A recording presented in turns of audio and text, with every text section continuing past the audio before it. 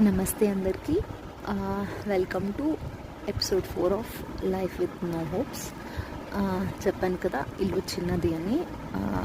అంటే ఎలాబరేట్ అని కాదు, డీప్గా వెళ్తే ఇల్లు ఎలా ఉండేది అని అంటే, యాక్చువల్లీ మా నాన్న హైట్ అనమాట, చాలా హైట్, అరౌండ్ 6 పైనే ఉంటాడు మా నాన్న. సో మా నాన్న పడుకున్నాక యూజువలీ ఇక్కడ డోర్ మ్యాట్ ఉంటుంది కదా, ఆ డోర్ మ్యాట్లో హాఫ్ హాఫ్ హాఫ్ ఎక్స్ట్రా ఉండేది, అంతే. ఇల్లు అంతకు మించి ఉండేది కాదు. సో నాన్న అమ్మ పడుకున్న తర్వాత నేను చిన్నదాన్నే కదా, సో హైట్ తక్కువ.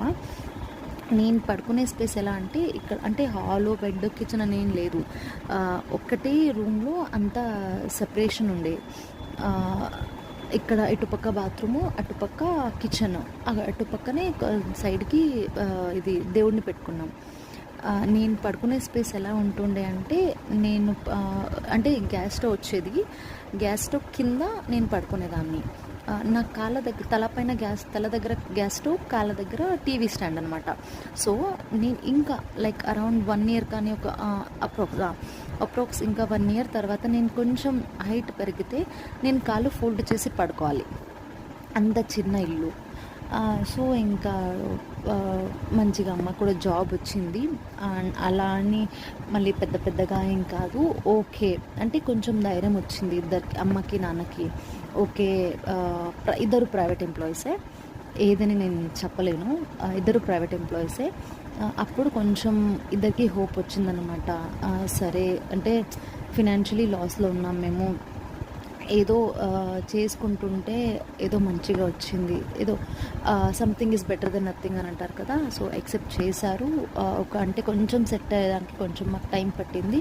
ఆల్మోస్ట్ ఒక 4th దాకా నేను అక్కడ ఉన్నా, ఆ ఇంట్లోనే ఉన్నా. నెక్స్ట్ అదే ఏరియాలో మాకు ఇంకో ఇల్లు దొరికింది.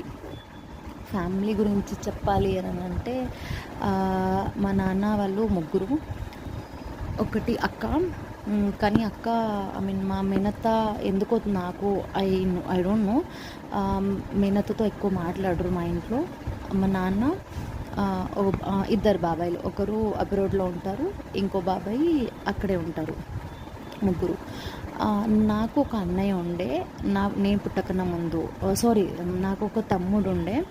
నేను పుట్టిన కొద్ది రోజులకి మా తమ్ముడు చనిపోయాడంట.